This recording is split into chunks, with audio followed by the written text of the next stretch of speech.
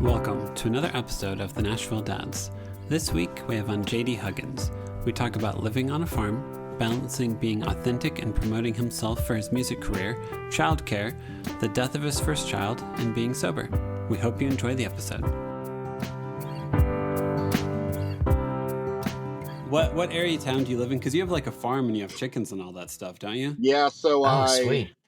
I was in East Nashville for 8 years, Mm-hmm. and the Madison area, Okay. and then I've kind of jumped around. I lived in Ashland City for a year, and then I guess it's been about 2 years now. I moved to Van Leer, which is like in between Clarksville and Dixon. Oh, okay. Oh, wow. So Okay. I'm pretty far out, but I come to town multiple times a week to ride and work. Yeah. So I consider myself Nashville, but Yeah. I'm a little ways out. I had chickens growing up and I had land, and it was Yeah. like, as soon as I could afford to do it, I wanted to Cool. have, both worlds. Awesome. And what all do you have at your farm currently? We've had goats, mainly chickens and dogs, and we've had ducks. We've had everything. That's awesome. We just had a baby. It was a baby sheep, and it just passed away. I don't know what heck happened. There's multiple diseases that livestock get if you don't really know what you're doing. I looked it up, and it was probably coccidia. I wouldn't know that, but it's a very normal thing for farm animals to get. They'll get diarrhea, and then they're gone in like 2 days. Oh, But yeah, man. I've had every kind of animal, every type of.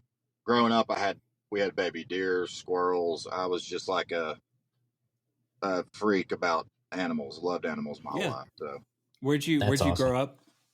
So I'm from North Georgia. It's called Blairsville. If y'all know the area, it's right next to Blue Ridge. It's next to Hiwassee.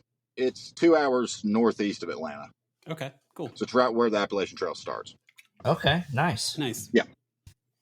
Have you ever done the Appalachian Trail? I've never walked it. I've hiked, fishing, all in the area, but I've never. I don't. If I'm walking, it's got to be for a reason. Like, I'm not gonna. Gotcha. I'm not gonna just walk for fun. That's not my thing. I'm that way with running. But that's how I'm with running. With running, yeah, yep. Hiking is another story. I actually enjoy hiking, but that's something that has been on my bucket list for a long time. Is at least you can do pretty easy stints of it that are insane. You wouldn't believe that it's just 3.5 hours from here. How pretty it is! It's absolutely insane. Yeah. So I've been here since I was 20. Okay. And I'm 32 now, so I've just been at it, writing songs and trying to build something. Yeah. I'm assuming that's what brought you to Nashville, was songwriting or having a career as a musician. Yeah, I moved playing drums for a guy, and I moved with my brother. He plays guitar. He plays lead guitar, and we never played a show. Oh, okay. Ever. Yeah. And so eventually I was like, I'm going to have to do it on my own. And I sang and wrote some at the time, early on. But so, just a slow transition into, I had a band where I was singing. It was me and another guy kind of doing a switch off thing. And then eventually I just went solo. Yeah. That's how, if you know who Mitch Dane is, he has Sputnik Sound. He was originally going to drive down to Florida to take a job. And he was driving down, called in to see how everything was going. And they're like, yeah, the job doesn't exist anymore. And he was in Nashville. So he was like, I guess I'll just stay here for a while and see what happens.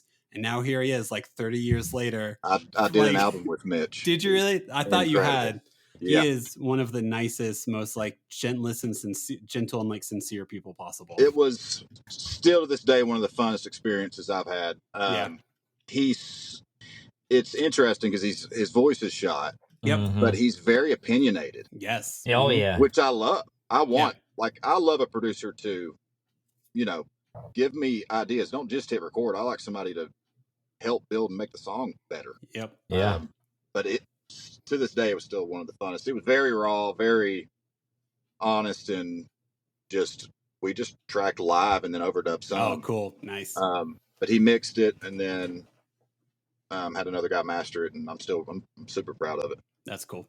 No, yeah, It never made much money, but I thought it was great, and that's what matters. Anymore, it seems like people who can make money off of music careers, not just by touring every single hour of the day, seems to be a rarity. So yeah, it is. It's it's just, I'm sure y'all know that the amount of streams you have to get is bizarre to really pay some serious bills. It's a lot.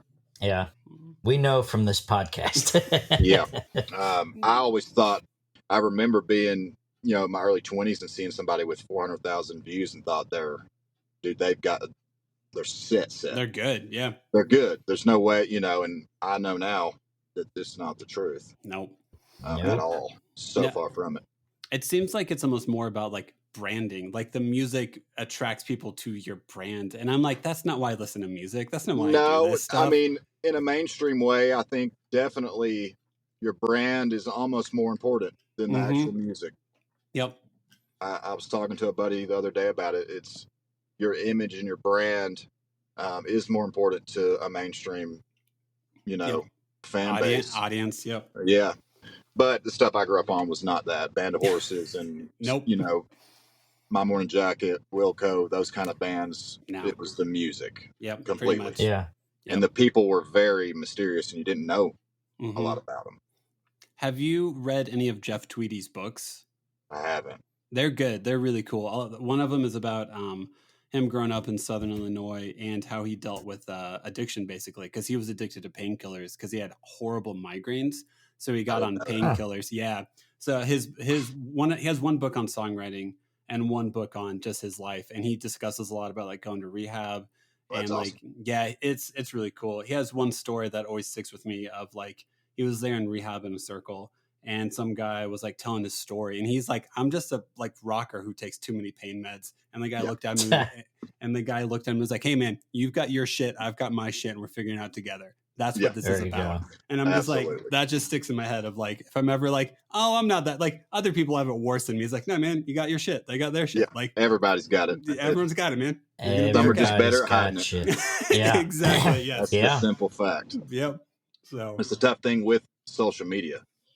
Like, is you don't see the negative and almost we're kind of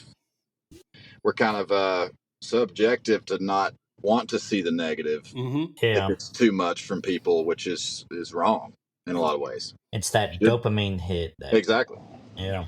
That's been the biggest issue with doing music in the past 3 or 4 years is what they want you to push and I'm battling it constantly is wanting 10-second clips. It's like my songs ain't 10 seconds. You're not writing radio jingles? No. I would if it paid the bills. Yeah, right. Yeah. But no, it's like you just and I don't care about I'm not after a viral moment at all. They really get on my nerves. Yeah. But it's hard it just takes a lot of time to do it the way I want to do it, which is build a fan base that loves music and it's not just a jump on because you got a good song going on. You know what I mean? Yeah. But it's hard in today's world because you can't do it like the bands I loved back in the day. Nope. You can, but you have to have so many things lined up and touring lined up and a real plan, because if you just go out and play shows, I did it for 8 years. It's like there has to be people there to sell it to. Yeah. If I go book, when I was in my early bands, if you go play, it's like people are just partying. Mm-hmm. Or if you book a venue, no one shows up. Yeah. You have to get an agent to book, opening slots where you can be in front of people. Yeah. So it's a whole different world than I was raised in. No, I think also the amount of like static you have to break through now is insane because like there's so much music, there's so much to consume, and it's the reality of like you can like right now I could record a song and post it on SoundCloud or whatever, and it just adds to the noise. Where like in the early aughts, like it was like cool, you got Band of Horses, you got all these bands, and like you only had like 6 to choose from. And, exactly. And that was kind of it. And like because they kind of had to go through the labels or they did it all grassroots. Yeah. And it really wasn't for everybody to, you couldn't just video yourself. No, you couldn't. Yeah. Nope. Everybody that could kind of sing didn't have the opportunity. Nope. Yeah. Which, I mean, it's good and bad. That means we have more access to songs. But it also, like, to be super snobbish, I went to Belmont and studied audio engineering. So, like, some songs that some people upload on SoundCloud, I'm like, oh, I have notes. Like, I have some things that could be better. But, like, at the same time, like, it's like, you know what, man, this is someone putting their heart and soul out there. And sure, everything could be a little bit cleaner. But, like, it still takes some balls and takes some courage to put music out there. Totally. I had an issue being young with being very judgmental towards music, severely.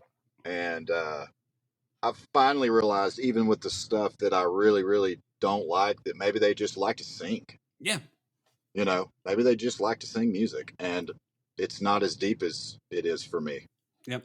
Yeah. You know, once I kind of realized that, even with some big pop stars, it's like, it made it make sense. It's like, not everybody is a songwriter. If they still love music, that's an outlet for them to do what they love. So, yeah.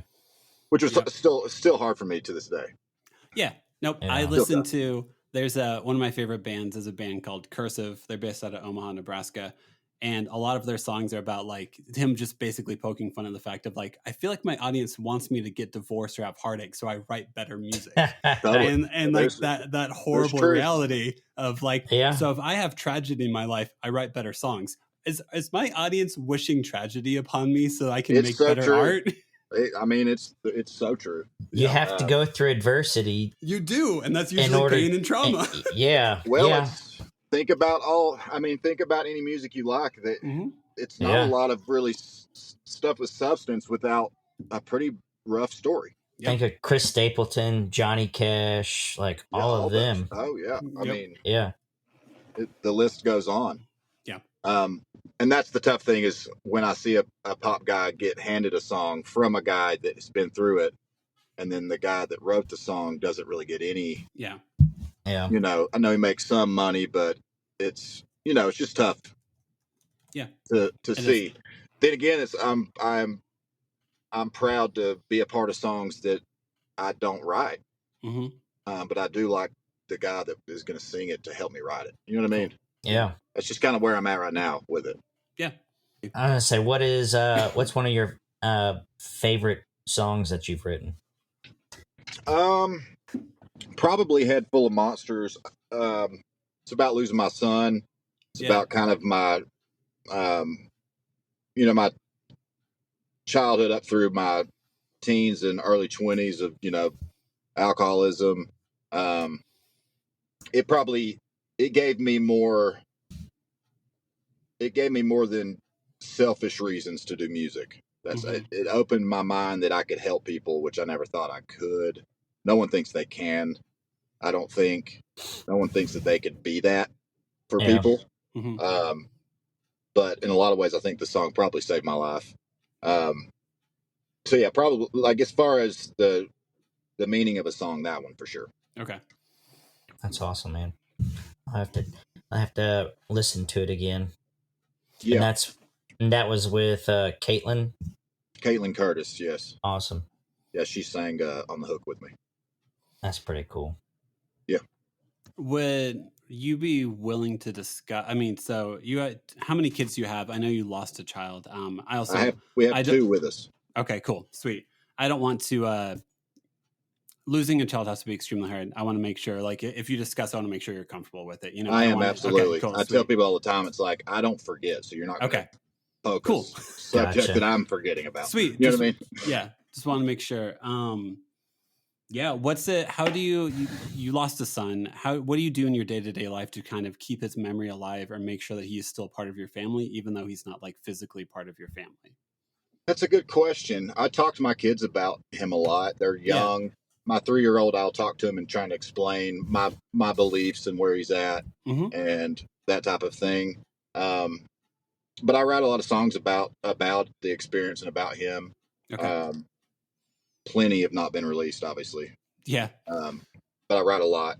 I guess the biggest thing is not let it destroy us. That's the best thing I can do. And I tell people all the time, it was obviously the worst thing that can happen. I think probably the worst thing. Yeah. Losing a parent would be brutal, but you kind of expect it. Mm-hmm. But it was also the greatest thing that ever happened to me in a way that nothing was easy about it. But realizing how fast life can go, that whole side of what's important and all that, you can't really grasp how fast life can go or how quick.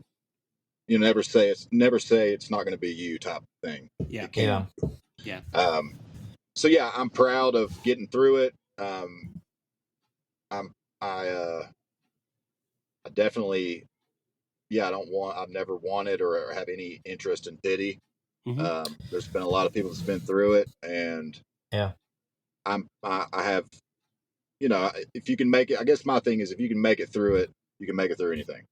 Yeah. It gives me confidence. Yeah. Was this your first child, or? It was. So I went to rehab at 26, and my fiance, she had no clue, but 2 weeks into rehab, she found I was pregnant. But I didn't go to rehab for a reason other than to fix myself and get right. So when I found out while I was in rehab, it was like, this was God putting all the pieces of the puzzle together for my life. Yeah. So then when we lost him, it was just like, what the fuck? Yeah, basically. Yeah. Yeah, it was just like all this was lined up perfect, and then what are you trying to show me? Mm-hmm. Is this just a sick joke, kind of? Yeah. But if you'll look for the positive and look for the good in things, you can find it. It's just some are very hard to find. Yep. Yeah. Especially early on until you can process it. Yeah. Was your child born and then you lost a child, or was it lost? So he was, I think it was a little over 12 hours. He was 23 weeks, was born prematurely, and then they kind of acted like he had a pretty good chance. So we were up in, we were living in right past Cheatham County, in Springfield. So that's where I took her, and they took the baby to Nashville to a better NICU. Yep. Gotcha. And I still to this day, should I have went, I didn't know if I should go or take care of, my woman that just experienced this. And I don't regret any of the decisions I made, but I stayed with her. So I got a call. She got a call early that next day. And so I went and drove down and held him until he passed away. Yeah. Oh, man. Yeah, it was brutal. Yeah, that is brutal. Devastating. And I can remember the it's gone now, obviously, but I don't think I could have handled the first couple days, the kind of feeling I had in my gut. It's not something you can handle forever. Thank God it didn't last. But there was a type of you can't explain it. No, just doom and super strange, surreal. Yeah. There's words no words describe it. I would think it would probably feel like a darkness, basically, that you're trying to keep at bay, that you're hoping doesn't like overwhelm you and overtake you. I would totally. Yeah. It definitely fully did. Yeah, I don't know how it wouldn't, honestly. Yeah, it was crazy. It was it was a lot of times it was like I would go through a couple of hours of it, not like I kind of dissociated, I guess, where I almost wasn't even living it. And then it would hit me in waves. Yep. It was wild. But it taught, like I said, it taught me the greatest lessons that I could have never learned without going through it. Yeah. No, it's awful because I mean, life is pretty fragile, and you realize how fragile it is. Yep. Yeah. And something not even vaguely close. My second child had seizures whenever she was born. And like just going to the emergency room with your baby is it feels almost out of body. Like to be having a newborn and going to the emergency room, absolutely knowing terrifying. that this is the best case scenario for who's going to the emergency room. So it not the same depth of what you had, but it is surreal to realize how fragile everything still is. Scary, terrifying. Yes, terrifying. Well, even with our oldest dude, we were on hyper, terrified it was coming again, so, but still taking your infant to the hospital for anything is absolutely terrifying. Yep. You feel hopeless. It's just horrible. Yep. And so you have two boys? I have two boys. All right. Tom and Owen. And they're just, and they're amazing. Owen's like I was, just ADHD and off the walls and into everything. And then Tom's. You got to be proud of that. Oh, yeah. It's a lot, but I love it. And then he's one, and he's pretty easy. Okay. It's been pretty easy. He's hilarious and just he's a big fat baby and just kind of doesn't. So your youngest is 1, and how old is your? He's 3. They're 3. The youngest 1.5, and the oldest is 3.5. Okay. So cool. 2 years apart. Yeah. How was that that transition from the first to having 2? Not as hard as I thought it would be. Okay. I think I might have hyped up. Now it's a little harder when they both need your attention. Yeah. But before it was, Owen, the oldest, was just kind of excited and intrigued, and it was an easy baby for the most part. So it really wasn't that difficult. Now is when they're both screaming, because it's nap time and you whatever. That's where it gets you. But yeah, it was pretty easy, the transition. 1 and 3 is also like the definite age of they know they need something, but they can't really fully express or explain what they need. Absolutely. So they just scream and cry the entire time. We've thankfully not had either one of our children be, just have colic or anything bad. But it was just brutal. Yeah. The oldest has night terrors, which I've had my whole life. And it's not happened in a while, but a big thing is like we figured out a big issue with it, like Red 40. I don't know if y'all have ever dove into any of that. No. Red 40, Yellow 5, all these colorings that are in kids' foods. Yeah. There's a percentage of kids that it really affects badly. Okay. Interesting. Y'all should really look into it. Okay. We found out that Zyrtec is what gives Ada nightmares. Oh, seriously? Yeah, so we stopped. Yep. We stopped because she would wake up screaming and crying. That's exactly what I was doing. And then we were like, let's not do the Zyrtec and see what happens. And I mean, she'll have them every once in a while. Yeah. But not as much. Same experience with the dyes. He was having it bad, but if you'll look into it, it's a very well studied thing that a percentage, I'm not sure what it is, but kids have not schizophrenic, but trying to think of the right terminology, but just high anxiety, manic, episodes or whatever. Yeah, episodes, and his happened at night, so he would be kind of dreaming, but not. It was rough. Yeah, sure. Dude, you couldn't really get him out of it. It just kind of had to hold him and get him through it. Yeah. Look into that. It's worth looking into. If your kid's having issues, it changed his whole world. Dude. Because I was ADHD and ADD and all those things, but they didn't know about this stuff before. Yeah. And it could have been what was making me worse sometimes. But anyway, if only we knew the things that we know now. Isn't it fun being a parent and like you have to? I hate that's like the worst because you're like, okay, my kid is waking up screaming in the middle of the night. And then you go through like this process of elimination of like, why do I think they're waking up in the middle of the night? And then you ask a doctor and they're like, I don't know. Why do you think they're waking up in the middle of the night? And you're just like, I just want my kid to not have nightmares. How do I? They don't watch scary shows. They don't do anything. Like, I mean, life is terrifying. I get it, but they don't know that yet. So you can't control your dreams. You can't. No. Some kids just have rough dreams, and we still have not gotten a full night sleep in 3.5 years. Dude. Not fully, because Owen will wake up at some point and come into the bed. There's been a few nights where he has not woke us up. He's getting now, but not before we had Tom. So recently he's waking up, but not waking us up. But Tom gets up still a good amount. But we're used to it at this point. Yeah.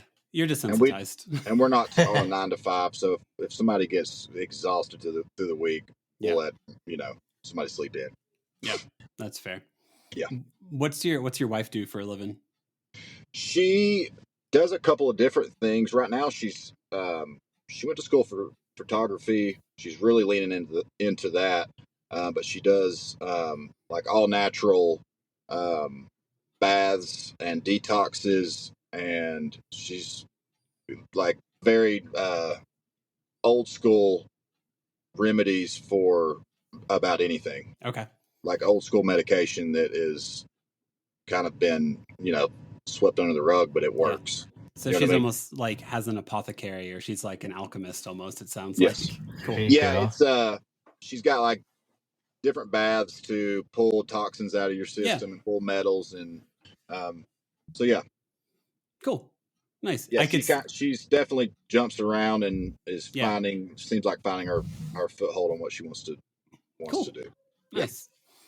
Do your sons help out a lot, like on the farm or with the animals? No. Oh man. Because they're so little, they just kind of stare at you while you're like, I gotta feed the chickens, just guys. Getting away more than anything. So I let them if they want to, but they're just not. They will definitely have chores. But right now it's just. And they're not fascinated with the animals at all? Definitely. I mean, they'll pick up roosters and everything, but as far as like doing the work, gotcha. They not yet. No. The 3.5-year-old's close. Like he will soon be able to, and it'll be good for him. But I haven't really taken that leap yet. I'm pretty particular about how things are taken care of too. So he's got to do it right. Yeah. Also, they're 3.5 and 1.5. That's still pretty little. Like you have to have pretty realistic expectations there. Right now, I'm trying to get him to clean his own toys up. Yeah. And then I have an 8, a 6, and a 3-year-old. So if you figure out how to get a kid to clean up their toys, please let me know, because unless I offer an incentive like a dessert or a TV show, I feel wrong for doing it, but it's like I'm not manipulating. I'm trying to set goals. Yeah. But it feels like I'm manipulating him a little bit. Doesn't it? It does. But I mean, I don't do anything unless there's a goal. Yeah. Or, a reward of some sort. So. Yep.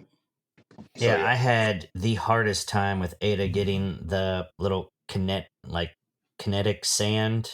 Oh yeah. She just had it everywhere. And I was everywhere. Like, and then she wanted to go play with the magnetiles, and it was everywhere. I was like, babe, you gotta just clean up one thing. Clean it up, please. Yeah. Just clean it up. And then she would do it for like 5 seconds and then just totally forget what she was doing. Yep. Owen's right now playing with this chocolate goo. I don't know why we bought it, but it's like smells like chocolate. Okay. And looks like gooey chocolate, but it's not edible. So it's like we have to sit there and watch him the whole time to make sure he doesn't eat it. Yeah, I guess if it smells like chocolate, man. It looks like chocolate. Well, you can't expect him not to eat it. I don't even know why they made it. I've never heard of that before. He just got it today. I don't know how long he'll have it. Yeah. We'll see. Gotta love that with kids' toys. My wife will always be like, "Oh, just have the kids clean up before they move on to the next thing." And I'm like, it's more idealistic than I realize to think that can happen. Yeah, it's difficult. Yep. It's very difficult. It is. But they're so cute. I just clean up 3 times a day is what I try to do. Just pick up everything, restart a few times. Yep. Yeah, usually around lunchtime. We always do like an afternoon rest period. And I feel like that's when it was like, all right, cool. Put on a show or something like that for them. Hopefully they help me clean up, but sometimes it's just not worth it to try to get them to help me clean up. So it's just like, cool, I'm just going to reset the kitchen and reset one room. And then hopefully it doesn't get too destroyed in an hour. Does Josh still take naps? He just turned 3. So he is in between. Like today he didn't take a nap, but like some days he does, some days he doesn't. So I was going to ask you, with having older kids, we started a day it's pre-K, but it's from 11:30 to 2:30. Okay. Strange to me. Yes. Yeah. But it's all they had to offer out here. Sure. And we don't work 9 to 5s, thankfully. I don't know how people are doing it. So we drop him off at 11:30, go get him at 2:30. And it's right during nap time, and he's kind of still needs one. But I've talked to a few friends, and they're like, at 3, you kind of wean them off of it. Yeah. I mean, I think it's similar to you as an adult. Like, there's some days in which you could probably use a nap. Your kids are kind of absolutely. Your kids are kind of the same, where you look at them and you're like, you've been kind of a jerk and screaming at everything since 7 a.m. I'm gonna make you. We're gonna sit in a room. We're gonna read books and put on like Daniel Tiger quiet time music for an hour. And if you fall asleep, great. If not, at least you're resting. At least you're resting. Some kids need it. Yes. Yeah. They do. Certain kids just really do. Yep. Yeah. There'll be times where Ada is just like a complete terror. And we're like, all right, I think you need a nap. I think you need a nap. Sure. Yeah. And then they're like, I don't need a nap. And you're like, yeah. And then you look at them and you're like, oh, so it wasn't a suggestion. Do you need a nap? I'm telling you. Absolutely. You need a nap right now. No, the whole working 9 to 5 thing. So Justin and his wife both work full time. I'm a stay-at-home parent because of the reality of like, I think whenever our kids were in daycare, you like drop them off at like 8 a.m. You usually don't see them until 5 or 6 or so. And then you spend a second mortgage just to have someone else watch your kid for that entire time. Totally. It's bizarre. And I didn't make that much money at my job. So it's kind of like, I don't care that much about our career. So it makes more sense for me to stay you have to make really good money. Yep. Really good for it not to truly mess everything up. Yeah. We tried it for a few months and it's just insane. It cuts out every bit of budget we had. It does. You know what I mean? Yeah, we have one in full-time daycare right now, and our second one is due at the end of October. So, but we've got a space for both of them. But Haley has maternity leave for like 6 months. Nice. So we'll get that taken care of. But yes, I totally understand about the mortgage, like it being basically a second mortgage. It is a second mortgage. It is, for sure. It is. And we're moving to Murfreesboro. You would think it'd be cheaper than actually Nashville. It's not. It's more expensive. Yeah. Dude. That surprises me. Is that because I would have thought, I mean, sometimes less options? Yeah, less options, I guess, could do that. Sometimes, though, whenever you have like 2 kids in the same daycare, they'll offer you like the special second kid discount, which is like $50 off a month. And it's like, we got that. Much of it. Did you? Okay. But it was still expensive. But the tough thing about being a stay-at-home dad is a lot of things, but you do need a break from your kids. Yep. And there's nothing wrong with that. That's the toughest thing with it. Yeah. Is that time. I think it would be tough for me to be away from my kids for a whole 8 hours, but there's a reason it's set up that way. Yeah. Yeah. Especially when they get older. But yeah, it's tough not getting a break. Yep. That's whenever usually I would like put on a TV show, like around like lunchtime after lunch, if they aren't willing to nap. Then I'm By then you're going to need a break. You guys are going to watch TV for an hour because I just entertained you from 7 until 1. So that's for sure. That's a lot. So I just didn't realize how much you have to entertain certain kids. Dude, yeah. Yes. My son is like, I mean, he doesn't play by himself. That's rough. Like it's rare if he does. He doesn't even want to watch TV by himself. Are you serious? Yeah. Dude. And it's not because he's really clingy. He just wants to experience it with you. Which is really sweet. It's awesome. Yeah. But it's just I'm good. tiring. It's tiring. Yeah. Ada will be like, chase me. I'm like, oh, totally. So I chase her around and around and around, and then she'll be like, play tiger.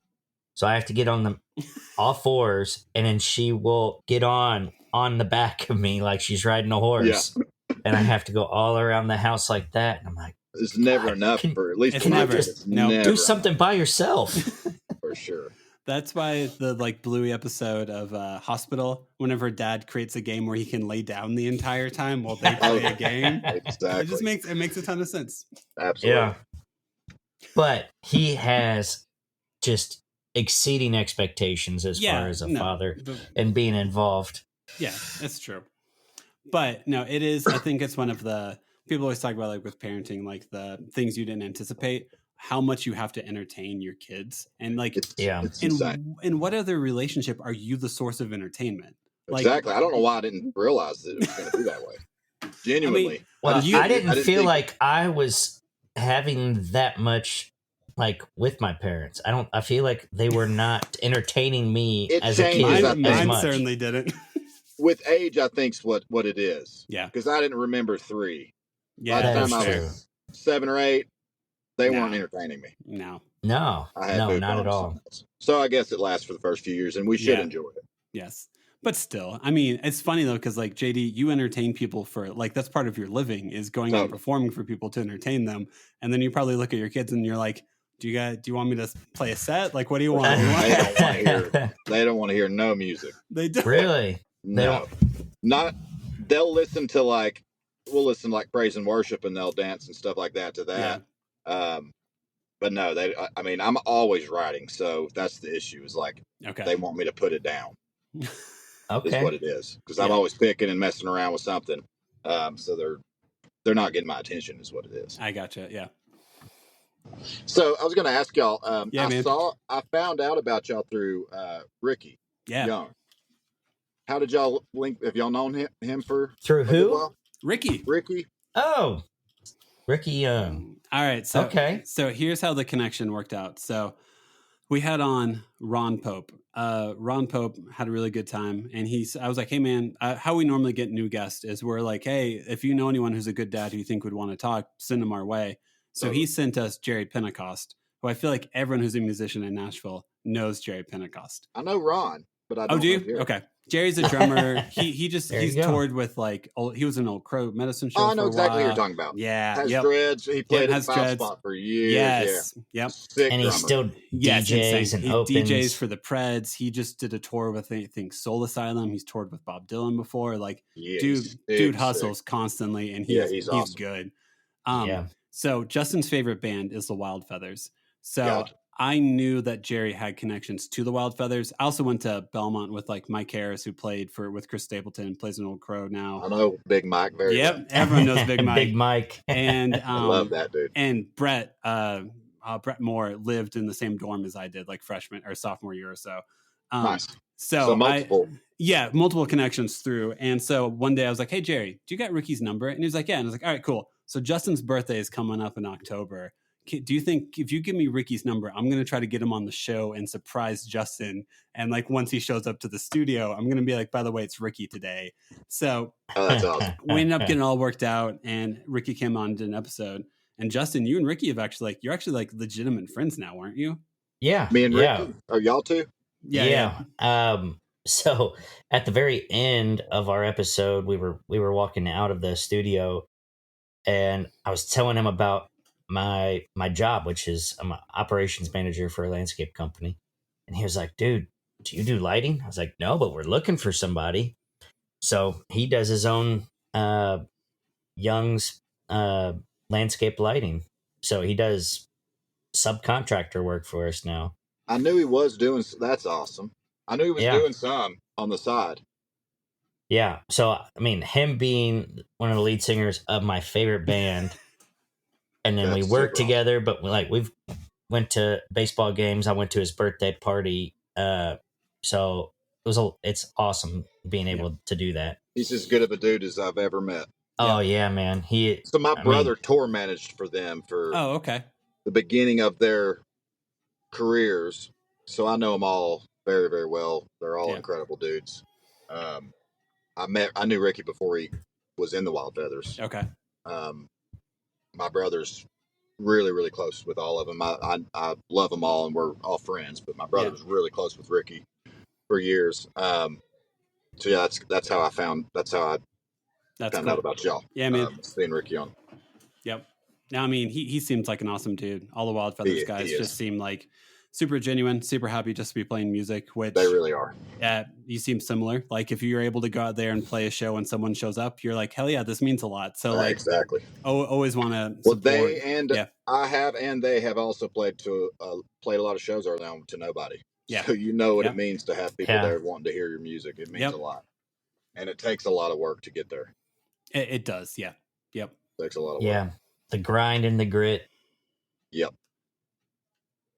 But yeah, I mean, that was it. It has been such a surreal thing being able to work with him. Yeah. I know they just put out that they're doing a tour. Yeah. Yep. I'm not sure where all they're going. I wasn't sure if there was a hometown show or not. No, I think they played the 5 spot at like 11 p.m. last week during Americana Fest. That's what but it does suck because unless Instagram breaks through your algorithms to promote the show on your behalf, then it's like, didn't know Which I usually see their stuff. Yeah. I usually do because I follow them all. Yeah. Individually, so I usually see it. Yep. Yeah. They're going to be at the basement east. Well, when we were talking to Ricky, he was talking to us about how like Spain is where like they get the most listens and the most traction. Incredible. Which is ain't bad. Such a it's such a common, weird. Actually. Really? Yeah, it is. It's pretty common that a different country will just completely blow up. People that have a good following here, they go, say Japan, it could be Japan. Yep. And just for an example. Yeah. So odd. Well, also like it's weird. This is just here's your side tangent for the thing is like other countries also will find out about music after it got popular. So like I forget how long ago it was, but like Twisted Sister, who was massive in the 80s, randomly like in the early 2000s, a bunch of people in like Germany or some European country got really into Twisted Sister. Totally. So then they went and toured as like an album they wrote 20 years ago because suddenly this country was like, we want to hear all these songs live. And you're like, exactly. I mean, if you show up to a show, I'll come play. That's fine. A lot of times, and especially Americana, you'll see a lot of success outside of America before America grabs onto it. Yeah. Pretty common. A lot of the indie or Americana type bands that I grew up on were really, really massive across seas. Yeah. In the UK and stuff. It's fairly common. That's how Josh Ritter, I'm a really big Josh Ritter fan. Oh, yeah, I love Josh. He went over to like Ireland and played with like Glenn Hansard and was like busking on the streets and then became massive over there. And then like by the time he released his third album, America was finally like, oh, this guy's pretty good. Totally. It's a perfect example. Yep. He was in that same era of the stuff I was listening to. Yep. And he's a prime example. Yep. And I don't know about nowadays with the internet, but it still happens, obviously. Yeah. It still definitely happens. Maybe more now. Yeah. Who knows? Do you have a weird country that is just head over heels in love with you? I've never looked at the statistics, but I think it's pretty spread out with the small following and supporters I have. Do you tour that much or play shows that much? It seems like you're pretty focused on co-writes. I love co-writing. I love doing my own music. My thing where I'm at now, and I hope it never has come across arrogant at all, but if I'm going to do shows, it has to make money. No, of course. Yeah, that makes a ton of sense. Yeah. Because I used to do it for nothing. I would play for anything. Yeah. So now it's just if there's people, for sure going to be a good crowd, or there's money. So either one of those two or both is really great. Yeah. So yeah, I'm definitely game to tour. And I did a year or a month and a half tour last year. Cool. With Struggle Jennings. He's the head of the indie label I'm working with. Sweet. But then I've done a few one-offs, but it just has to make sense at this point in my life. Yeah. It's really tough to go and know I'm going to lose money. Where I'm at now. Yeah. I mean, to expect yourself to go on a tour in which you won't make money and then you spend a month away from your family. That wouldn't make any sense to me. I would have a hard time thinking that was worth it. Yeah. Thankfully he paid me well. Good. Compared to any other opening slots. That's awesome. That I've had. So I brought some money home. But in general, it's not crazy for somebody to offer you $200 a night. And that's just that's 200 to 500. 500 is a lot for an opening slot for somebody selling out, clubs. Mm-hmm. And that's why younger bands can do it easier. Yeah. Yeah. I mean, the merch helps a lot. Yeah, you can make it back in merch. But yeah, it's just not. People will do it for free. Yeah, talking to so many musicians, it's funny to hear how their lives have changed with touring. when they've had a kid. It has to. Yeah. I mean, I would tour if it was Brent. My dad toured my whole life, and it was an incredibly like awesome experience. He would do like 4 days on. He would leave like Thursday, come home Sunday, which is the dream. But it never felt like he wasn't there, or that he missed anything. So it's something I'm willing to do. But it's got to make them man. right amount of money to make sense. Yep. And I'm not trying to even get rich just for it to make sense. Yeah. You have to. When you have a family. Well, I mean, like in any other industry, like, I mean, Justin, you you're operations manager for a landscape company. Every contract you probably evaluate and are like, does this make us money or do we lose money if we sign up for this? Yep. It's sad that like for entertainment, like it could be seen as selfish. Whereas any other business, it's like, no, you don't make, that's a bad business decision. Yeah, it's Why a would you business decision. Yeah. If even if we take on a contract and within a year we're like, we're losing money on this property, we can ask for a raise. If they don't give it to us, and we'll just say, all right, here's your 30-day notice. Yeah. But we're trimming the fat. We got to get rid of you. I mean, the only time it would make sense is if it's going to get you a ton more jobs. Yeah. But you have to have the money saved to take the opportunity, which is tough. Yep. So I've had to say no to things, and it's tough to. When you want to do it. It's not that you don't want to. It's just got to make sense. Yep. Yeah, that was something that Mitch had said. Oh yeah. Towards the end of his interview as well, just saying, being able to be confident enough to say no. Totally. And be okay with that decision, and be okay with, okay, I may have missed a great opportunity, but I'd much rather be with my family. And just being honest. My big thing is just being honest with the person and saying it's not that I wouldn't love to. Yeah. But at some point you'll be the favor guy, if you do it too much. Yeah.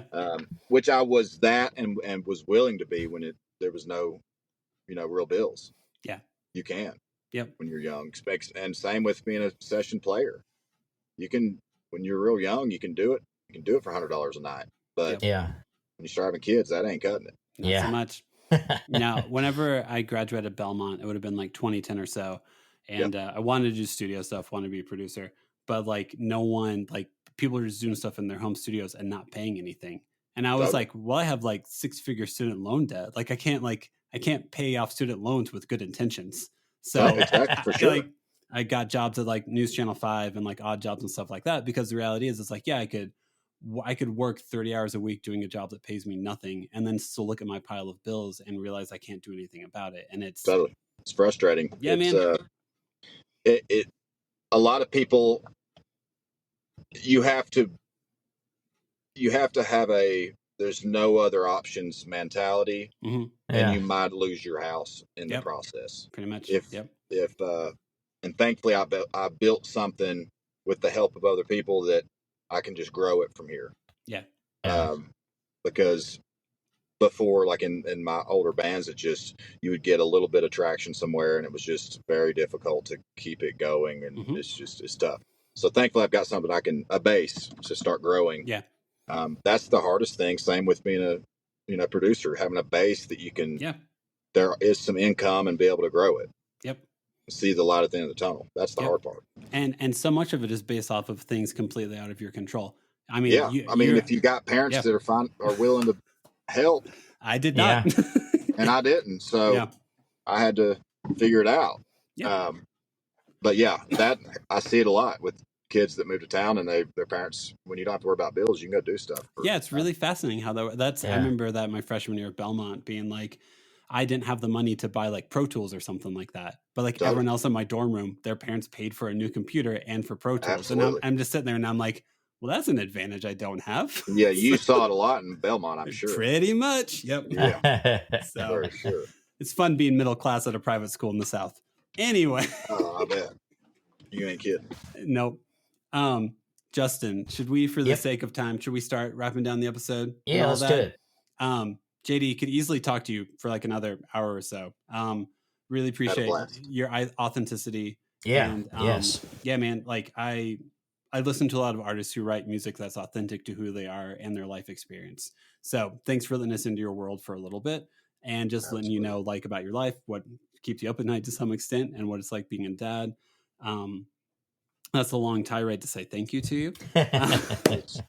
And basically, very, very kind. we end every episode asking every guest the same 5 questions. And Justin, we'll start with the first question. Yeah.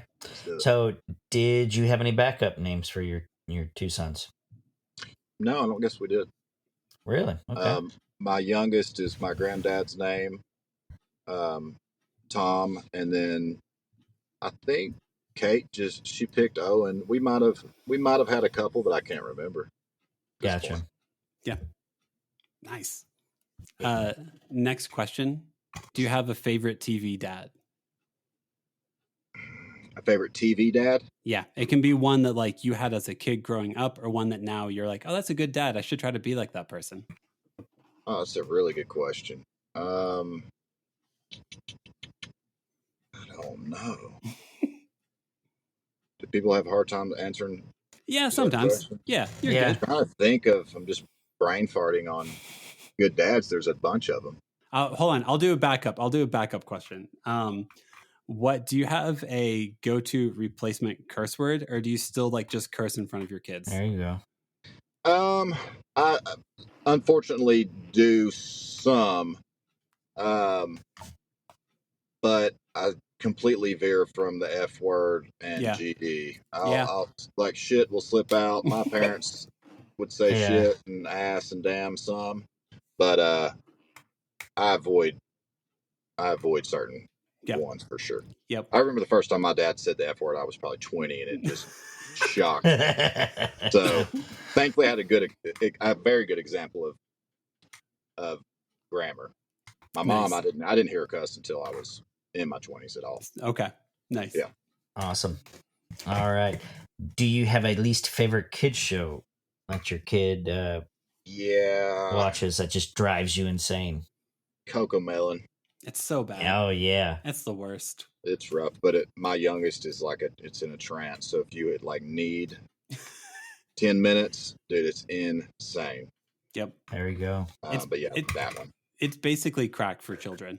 I think so, and I don't really get why. I've watched it and trying to figure it out. I don't know why, but it is 100%. It's got to be the cadence or something. Or the shining lights, the colors. There's something it's a in mixture, there. I'm sure. Yep. Next question. Do you have a favorite kids toy or activity? Like whenever your sons play with it or do it, you also enjoy doing it with them? Yeah, me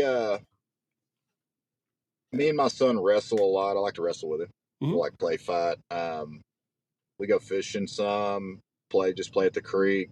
I enjoy it a lot. Yeah. There's a couple I don't enjoy, but like pretty much all of them I enjoy. What's one you don't enjoy? Anything that's just super messy.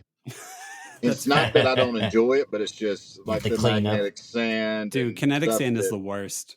Stuff that gets just in every crevice. Yeah. It's just tough because I know I'm cleaning it up. Yeah, basically. Yeah. Man, I mean, like the story I told you earlier about the kinetic sand and her picking it up. I swear it must have been stuck to her foot or stuck to her pants or something, but there was just a trail of it all in the carpet. It gets everywhere, and it does not vacuum up. It doesn't. No. It doesn't. It's rough. Yeah. All right. Next question, and this is the last one. What is a moment in your kid's life you were most excited to be a part of? Probably Owen's my oldest, going to school. We just put him in school, so it was like I've not ever really been super emotional, but it was an emotional yeah. It was a big step for me, probably not as much for him. But just seeing him not care, seeing him be excited to go be away from us was a lot to kind of realize. Yeah. It's a good thing. Very good that he wasn't clinging on me. But that right now, there's plenty of others, I'm sure, but that's sticking out in my head.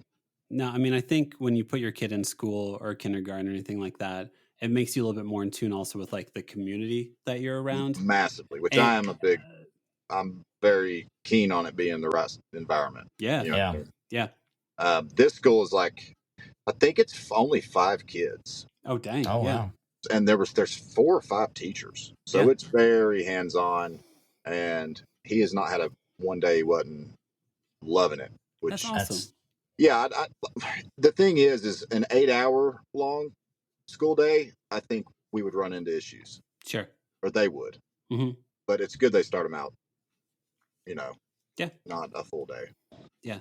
Now, I think like whenever you have a kid, the first like 3 to 5 years, it feels not that you're on an island, but it's really easy to be like siloed off a little bit because you have to do so much for that child. And then you put them in a school, and it like opens up so many new doors to community and support and love that's available, not just for your kid, but for you also. And it just, it's really meaningful. It is. Yeah. School was not my thing. So it's nice to have a better experience with it. Yes. We didn't even go down that rabbit hole. No. That can be your follow-up episode is young JD. Oh, it's crazy. Yes. No, it's the joy and curse of being a parent. You get to look at what your life was like as a child, and you get to hopefully make it a little bit better. Totally. And hopefully they'll be better than I ever was. Hopefully. So that's the goal. Yeah. Amen. Well, one last thing for you. We always want to give a guest an opportunity to like do some self-promotion. So like if we want to follow you on like Instagram, what's like a good way to keep up with you or follow you so we can, follow your journey, all that good stuff. Totally. Any music I drop will be anywhere under JD Huggins. And then my Instagram's the JD Huggins. Same with any of the others. I think it's just JD Huggins for Facebook. Good Sweet. deal. Well, thank y'all. Appreciate y'all having me. JD, really appreciate you, man. See y'all. God bless. Have a good one. See you. You too. Thanks so much for listening. Please make sure to follow us on Instagram and Facebook at the Nashville Dads. And make sure to follow us on anywhere you find your podcast. And please give us a 5-star rating. And thank you to Matt Oakes for providing the music for the episode. Catch you next time.